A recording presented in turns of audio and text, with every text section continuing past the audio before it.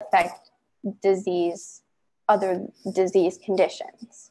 So that is it for my section, and Alex will finish out the presentation. Sorry.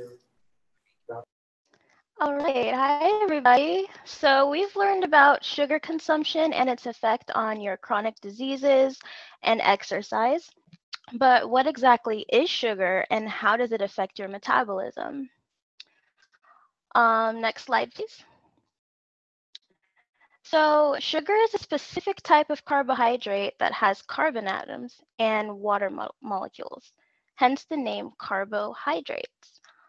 Because we're focused on the effects that sugar has on metabolism, I will highlight on sucrose, which is table sugar. So sucrose is formed by what is called a glycosidic bond between glucose and fructose. Glycosidic bonds are essentially a bond between carbohydrate molecules. The reason glycosidic bonds are important is because those are what the body breaks down to digest and metabolize it.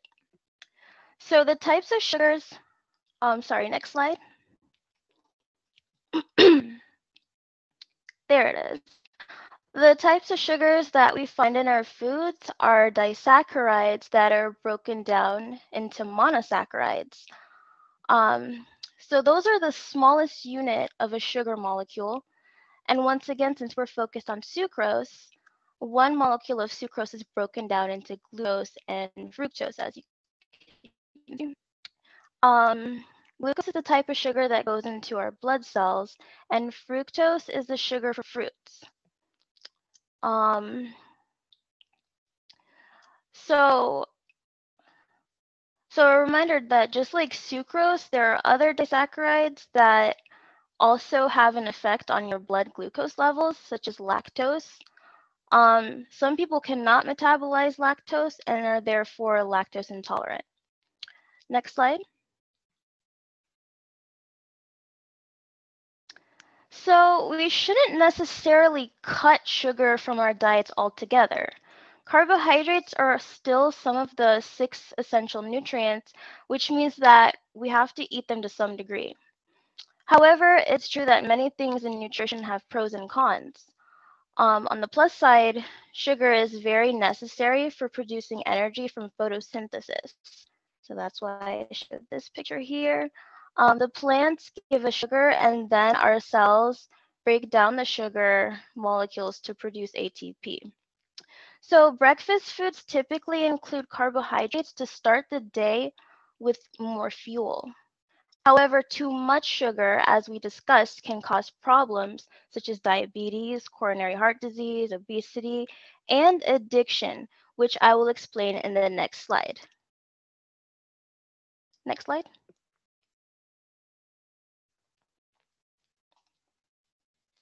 So this is an MRI scan from the American Diabetes Association, and it shows the brain of a child that was developing diabetes between the ages of 5 to 20.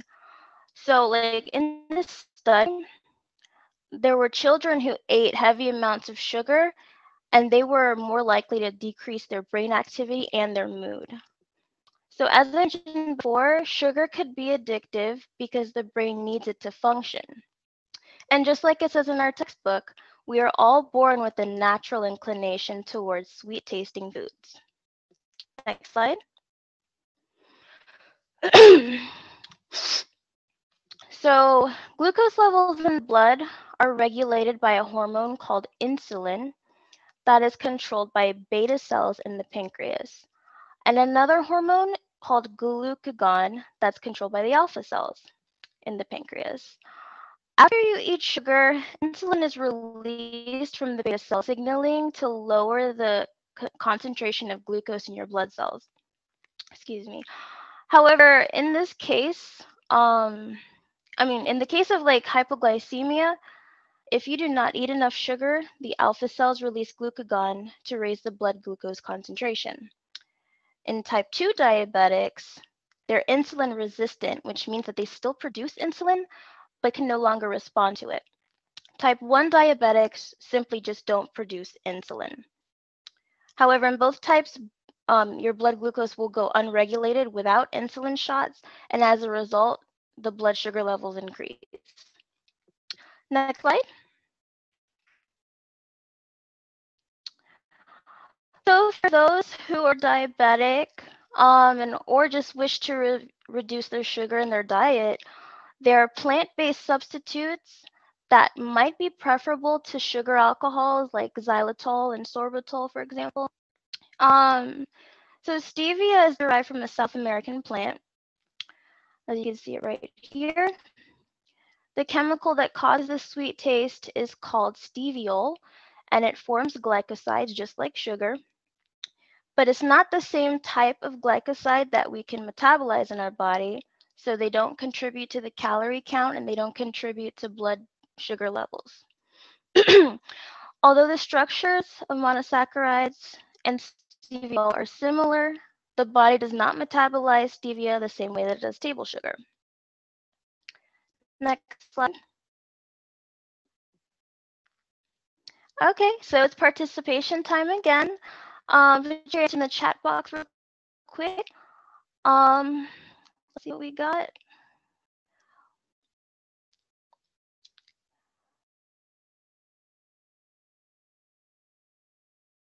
Will you try to eat less sugar? And will you tell more people about American sugar consumption and how it's a problem in our country? I see a lot of yes, that's great. Yes, yes, yes, absolutely. So hopefully most of you will want to cut back on sugar yourselves and also tell everyone about what you might have learned about the risks. Next slide. All right, next slide again, please.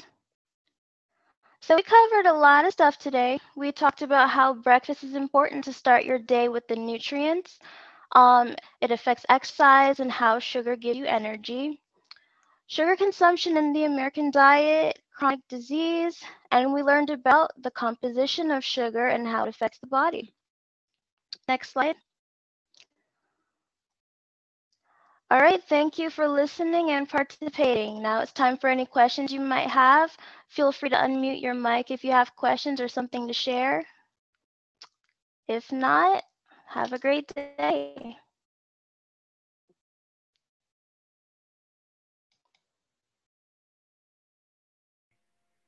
Okay, everybody, thank you. Group 4, you gave us a lot of information on sugar and breakfast eating and what we need, how we need to do, what we need to do to take care of ourselves and make better choices in the future. So thank you for that great information. I appreciate that.